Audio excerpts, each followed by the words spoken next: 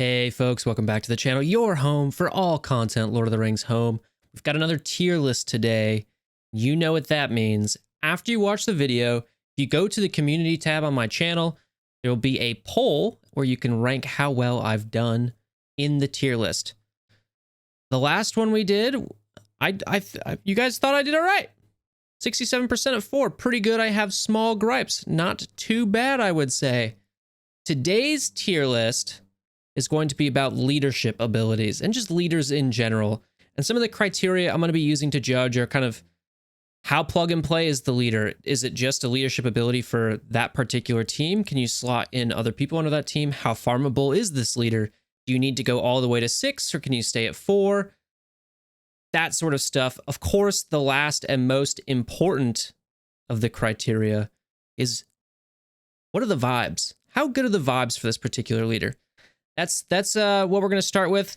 Let's go right into it. Let's look at Strider. So when Strider crits, grant stealth for 1 turn to the most wounded Hobbit ally that doesn't already have stealth.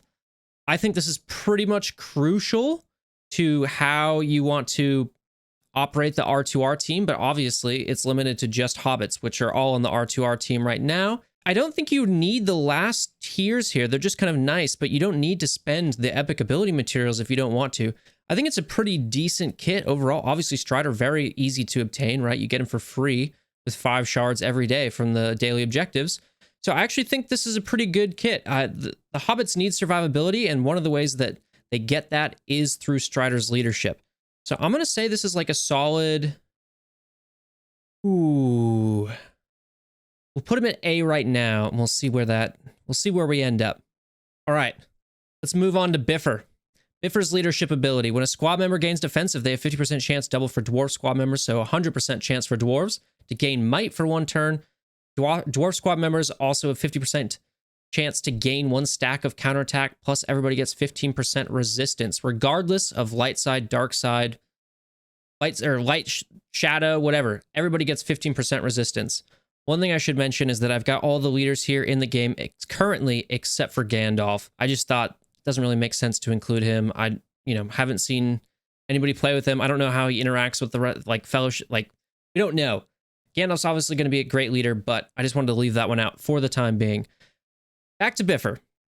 B2B, the bed and breakfast Biffer. I actually think he is better than Strider in terms of leadership ability. He's obviously not farmable right now, so I think that is a knock against him for sure. But he's also not that plug and play friendly, but he does have broader synergies to all dwarves, and I like that about him. I think he basically clutches up in the raid. It's just incredible. For chapters 1 through 3, Biffer lead is great for dwarves. For chapter 4, you can, Balin lead is, I think, better, but for the first 3 chapters, it's Biffer lead all the way, which is crazy because, when he was initially released, people were like, what is this? Why is he getting a leadership? And it turns out his stand-in leadership ability is actually very, very good. All right. Olg. On Orc, Troll, and Misty Mountain squad members' turn, 50% chance to gain advantage for 1 turn. If that character is below 50% health, chance is guaranteed. Advantage is guaranteed crit on the next attack. Some people get resistance, Orc, Troll, and Misty Mountain. So generally a broad synergy there with Orcs, Trolls, and Misty Mountains. That's a lot of shadow characters, a good amount of shadow characters. Advantage, guaranteed crits is insane. Very, very good. Olg just seems to kind of fall flat, though, I would say. I know there was initially one person in Shard 1 who was Misty Mountain all the way before Elrond came around, and that did pretty well. I actually think he might make a comeback for specific instances in the raid as well, but he's in the challenge store, and we all know the challenge store is so hard to farm. And why would you farm him when T-Beb is in there and Halbarad are in there, right? He doesn't have a complete team, really. So I think he's solidly B tier. I think there's a chance that he's going to get better, though. All right. Let's move on to Denethor and Gondor. Gondor squad members gain 10% block chance for each living Gondor squad member. When a Gondor squad member blocks an attack, they gain immunity for 1 turn. This last part is key. Getting defensives out for Denethor is incredible. It's not a very cookie cutter type squad, though, right? You have 5 Gondor members, and it's really only affecting Gondor. You need that 50% block chance for every Gondor ally that's alive just to make it work. Denethor's leadership is not... One, you can't farm him right now, right? Also kind of a marquee. Gondor does pretty well in Chapter 1 of the raid. Chapter 2, I think they lack a little bit of damage, and also, I don't know, the immunity maybe doesn't work as well in Chapters 1 and 2.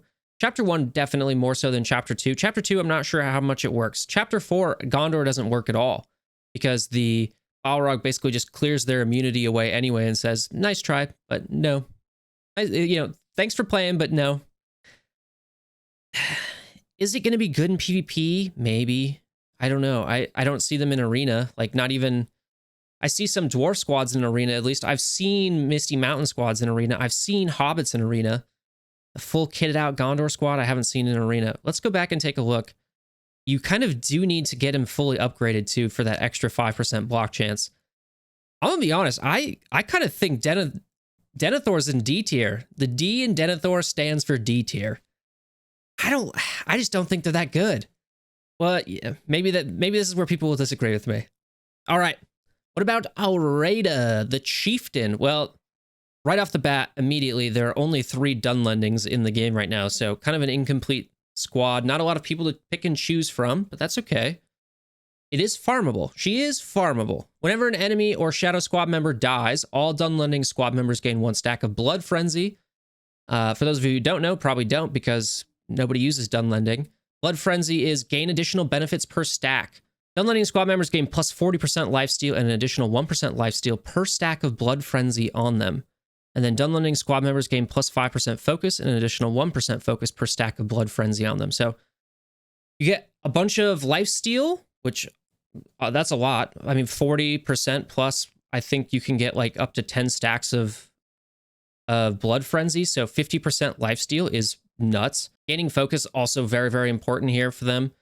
This is a little bit low, though, for kind of what you want. It's not like 15 or 20% like a lot of other leadership abilities, but plus 20%. I mean, 20% comes in this last little bit here. So half of your lifesteal comes in 5 and 6.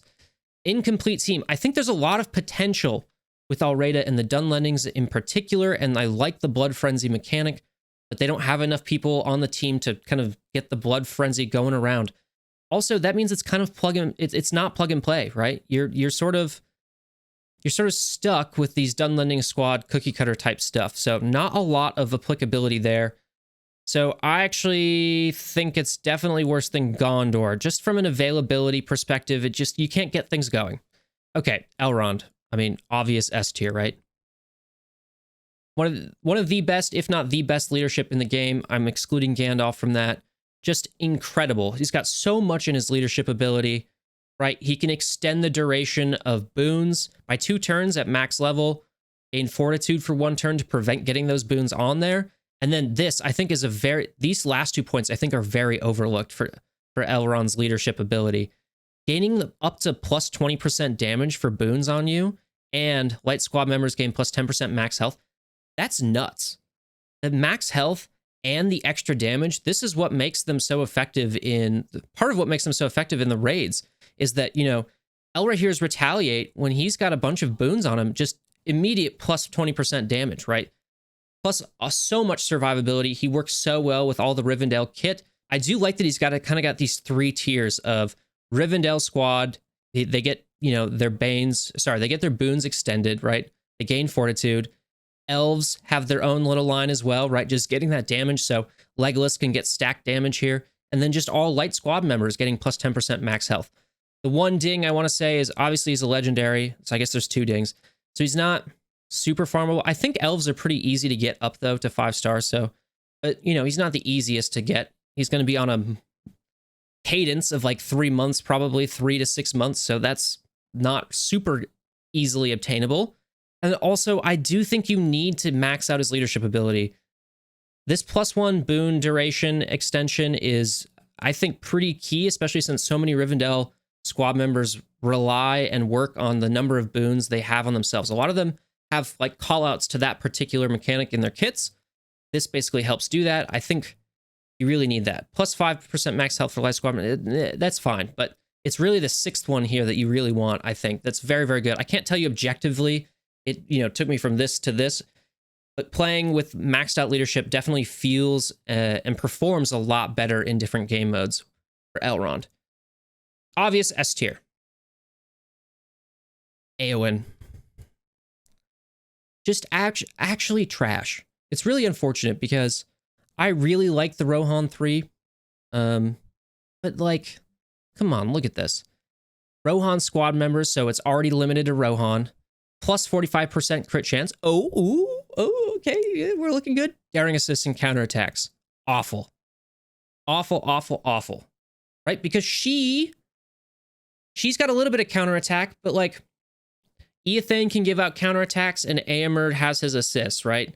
But like the other 2 Rohan squad members don't do any of that. And it's just crit chance. If this was like plus some amount of crit damage or I don't know, something like that, this would be so much better. But the fact that it's so limited to 1 Rohan and that it's only crit chance and there's not like increased crit damage, she doesn't have anything else either, like plus % health or resistance or focus or anything like that, right? It's abysmal.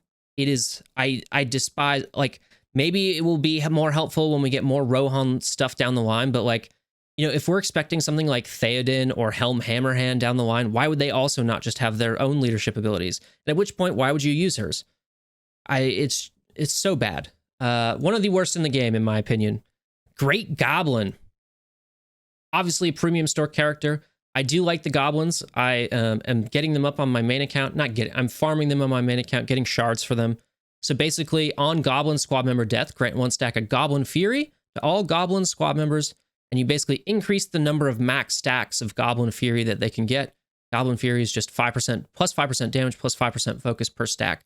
So at 8 stacks, 8 times 5 is what, 40? So you get plus 40% damage and plus 40% focus. That's basically necessary for all of the Goblin stuff to work. Obviously, it's only limited to Goblins. You probably don't need to max it out all the way, though, to get up to 8. 6 is probably fine. The reason you have more than 5, right, is because probably I think it's when his summon also dies, and then also when, like, right, a Goblin will die, and then, like, another little Goblin guy will appear in place. And so I think people get Goblin stacks, or Goblin Fury stacks from that as well. So they can stack up more than, like, the amount of people you have on your team. I think it's pretty good. I think the farmability aspect of it, I kind of think it's the top. I think it's, I'm going to put it there for now. I think that's about right. All right, let's move on to Halad the Chieftain. Ranger squad members gain plus 15% focus. Always nice when you see that in a leadership ability. When a Ranger squad member receives Eagle-Eye, grant advantage for 1 turn. Crit, just kind of like Bolg, except Bolg just sort of hands it out. And grant 10% turn meter to that squad member. So they've got this clause in here. First of all, it's limited to Rangers. And then they've got this clause in here that's basically like, once you get this buff, Eagle-Eye, give advantage to everybody. Right now, Rangers just don't have a whole lot of ways to get Eagle-Eye. Like, you can get it through stealth, right? Yeah, so on his passive, when a Ranger ally gains stealth, grant Eagle-Eye to that ally and heal himself for some amount, right? I just don't think you can... Eladin doesn't get stealth or Eagle-Eye. Miri gets stealth, at least. Faramir gets stealth. Strider doesn't get stealth. He gives stealth. And who am I missing here? Elrond gets stealth. So there's a number of ways, but I just don't think it's super impactful at the moment. We haven't seen a Ranger squad really, really work well and really start to hum. And it's just composed of too many people that are in different sort of areas. I love Halbrad as a plug and play character. He's obviously in the challenge store. That's a knock against him. You can't build a Ranger squad without taking from some other team. That's a big point too, right? So I don't know. I just don't think. I think he might be down here. I think Halbrad is C tier. All right, let's go to T-Beb. This is basically something you all know. Each living Haradrim squad member shares their passive ability with other Haradrim squad members. It's like the Phoenix squad from Swigo. Haradrim squad members gain plus 10% damage and plus 15% block chance. I like this additional little thing in here, right? That's pretty good. Obviously limited to Haradrim. Haradrim are a cookie cutter team. You don't really need the you really only need like, I don't know, all this stuff seems kind of extra. What you really want is the just sharing of passives. So that's a really big positive, right? You don't really have to upgrade the Haradrim squad that much. But either way, in the challenge store, that's a pretty big knock against them. And I personally dislike a team and character setup where they share passes with everybody. Because when you do that, to balance it so that they don't just go absolutely nuts, you kind of have to make each of the characters of the team weaker than you would normally have a character like that, just to make sure that they're not overpowered, right? Does that make sense? Because like if they all had pretty decent passives, or even if one of them or two of them had pretty good passives, right? Then you, as soon as they could share that with all the other team members, they would just become an incredibly OP team. So I don't like that for that reason. She's in the challenge store. She costs more in the challenge store. That's also a big knock against her. You don't have to upgrade it that much, it seems like, so I think that's fine, but I think it's C tier. I might even be tempted to put her in D tier if I'm being honest with you. I don't think her leadership, I hate that passive sharing stuff. I'm going to be honest with you. It's one of the reasons I didn't go for them originally. I just don't think they're that good. To be clear, I don't think leadership abilities like that are very good. Haradrim do very well in raids, but you have to max out their passives. That's why I'm also putting her in C tier and maybe not D tier. All right, let's move on to Legolas. When an elf squad member evades an attack, they gain deadly for 2 turns. And when an elf squad member crits, they have a 70% chance to gain haste for 1 turn. I love this leadership ability. I love how broad it is. I love that it works with different parts of his kit. And I love that it works with kind of elves in general, right? It seems like one of the things elves get more than anybody else is that they've got nimble. It's thematic. So they do that, then they get deadly, also thematic, right? Makes sense with like the fact that they've got a bunch of bow people and they're fast. So they get haste too. I really like it. I think Legolas is a great catch-all leadership. He's very, very farmable. You know, I have him at 4, and that's when you get the 70% haste.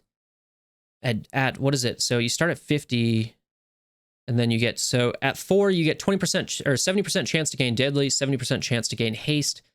I think that's pretty decent. 5 and 6 are nice bonuses, but not necessary. But maybe that's kind of a ding against him. I don't know. I actually, I think he's got an S tier leadership, if I'm being honest with you. I think it's better than Biffer's leadership as well. Maybe not. I'll leave it there for now. I think he's pretty good. Let's go to the Shagman. The name which you cannot say. He who shall not be spoken of. Shagrat. When attacking a target with a Bane, the attacker gains 4% turn meter per Bane on that target, up to 8% turn meter. So just if they have 2 Banes. Oh, but if the attacker is from Mordor, go up to 16% turn meter instead. So at 4 Banes, they get 16% turn meter. I know a lot of people really wanted this squad to work, and the way his leadership ability worked originally when the game launched, it just didn't do this. I think it's very interesting. I always like this turn meter manipulation type stuff because they always seem to do well in these types of games. It doesn't seem like Mordor has really played out, though. You know, not having any focus in his leadership ability is probably a big ding against it because he needs to be able to land the Banes in the first place. 16% turn meter is okay. It's fine, but I don't think it's anything to run away from that will let them run away, you know, with it or whatever. I think this might be something to return to when glyphs come back, actually.